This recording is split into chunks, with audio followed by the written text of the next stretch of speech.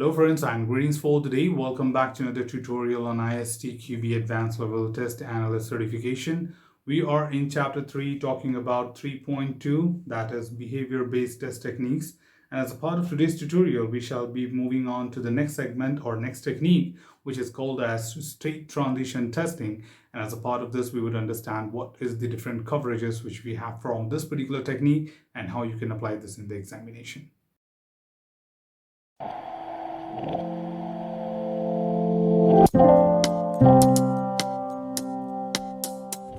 Well, given that we are all foundation level certified, so this not be a problem. The reason is state transition testing was already covered at foundation level as a technique at K3. So we already know what are the characteristics of the same, but here we are bringing a little more value to the learning and advancement of this technique and trying to understand what are the different coverages which we can have right from the state transition testing. So quickly to go through the characteristics which we know from the foundation. Number one, state transition testing exhibits the various states and possible transitions between them. That means if you look at the diagram here, the pictorial representation is called as state transition diagram. And this diagram only represents the possible states in a given scenario and only the possible transition. So if I say, is there a possibility that user can go from S1 to S3? The answer is no, because it's not represented in the diagram. And it's not that the user is not representing, it's just that the invalid test cases are not represented in the diagram. Okay, so that's how we figure it out, that which are the invalid test cases. And of course, each of the transition here, that if you see A, B, C, D, are called as individual test cases when it comes to the state transition testing. So every single transition is referred to as an individual test case. And that we have covered as a part of foundation. This was just to help you understand what have we covered and recall that quickly. In the advanced level, we are talking about the next two things. Number one, what is end switch coverage as a part of state transition testing? And the second is what is round trip coverage. Just to give you a quick heads up, when we talk about end switch coverage, it is more about taking n+1 steps from the starting point, wherever it is, and the end state should be different. Okay, so the only rule to find the number of test cases is to have by taking n+1 steps in the diagram. Then, of course, the second criteria which we need to fulfill is that the change of state should happen. Not necessarily end state, but the state should change. On the other hand, if you talk about the round trip coverage, we need to find out that how many possible ways are there where you start at the initial point and come back to the end state as the same. Okay, so there might be round coverages possible in the given diagram, and you will have to figure out the number of possible test cases in that given scenario. But of course, that does not make sense without a quick example, right? So let's take a quick example to help you understand things better. So right here, I'm taking a quick fictitious pseudo example of the claim reimbursement system, just to make sure that they may not be matching the exact status and transitions in the real world. So this is just a quick example. Now, if you see here, we got 5 different status.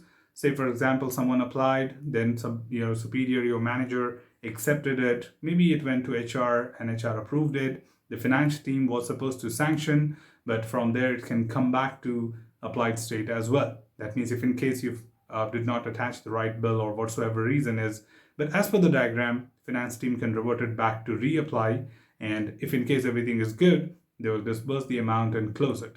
But if you also see there is one return path from the approved as well, that means even the HR manager can return back to you saying that, hey, this is not the right bill or not the right position to apply it.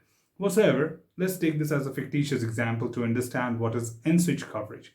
So here the end represents that you can go from 0 to any number, where the first thing is of course 0 switch, where you can take, as we said, n+1. That means by taking one step, where all can you go? Now, as a given scenario, you take an initial state, which is called a starting state. And if you see, we are taking the starting state in the diagram as approved. Now, it is completely up to you in your scenarios that what is that you want to take up as your initial state. Depending on your criticality of the scenario, you will choose your starting state. And the same way in the examination, they will give you a starting state. So please be careful what is the starting state in the diagram. So in this case, we are taking starting state as approved. Now, by taking one step and fulfilling the second criteria, that means the state should change. There are only two things possible from approved, that I can go from approved to sanction, or I can go from approved to accepted. No matter it is backward or forward, these are the only two test cases possible by taking one step. Why are we taking one step? Because we said zero switch is equal to n plus 1. That means 0 plus 1, that is one step, and the change of state is also happening. Okay. Whereas on the other hand, if I talk about one switch test cases, then you take two steps. So as you can see from approved, I have approved, accepted, approved. Okay, I can do that loop. Then approved, sanction, closed, which is the happy path. And then we do have approved, sanction, applied. These are the three possible test cases. Now you may have some of you may have this concern that, hey, approved, accepted, approved came back to the same state. So why are we taking that as a test case? We said the end state should be different.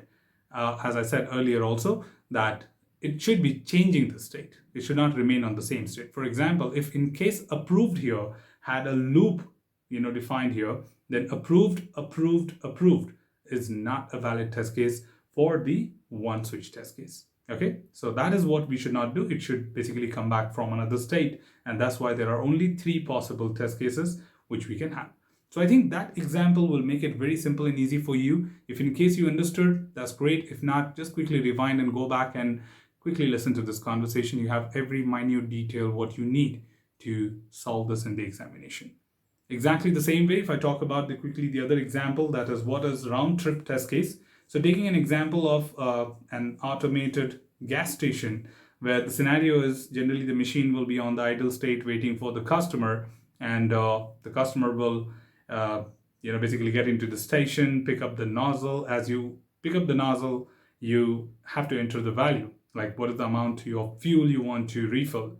And if in case you go wrong with the value or the amount which exceeds the limit, or it is wrong, like very limited, like just $5, probably you cannot do that. Minimum amount is $10. Then it returns with an error saying that put back the nozzle again and restart.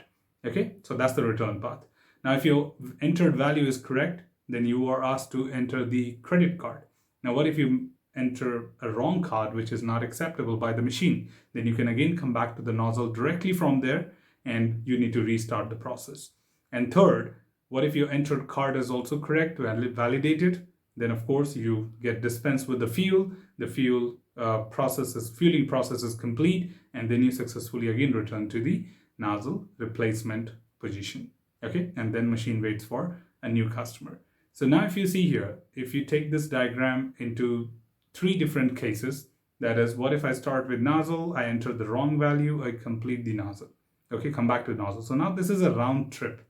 Okay, so here I'm taking all possible ways this machine or the scenario can be used in initial to end state. So what is the scenario? What is the condition here? The only condition for the round trip coverage is the initial and end state of the test case should be same.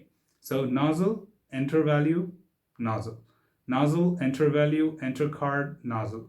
And then nozzle, enter value, enter card, fueling complete, nozzle.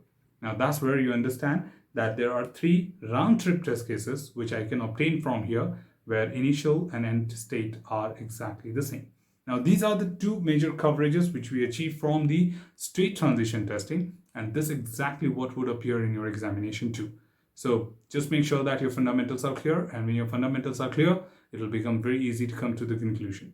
All right, so if that's all from this particular tutorial, team. Should you have anything else, feel free to comment below. I'm always there to address your queries and answer them well. Till then, keep learning, keep exploring, keep understanding the context. Thanks for watching the video, team, and happy learning.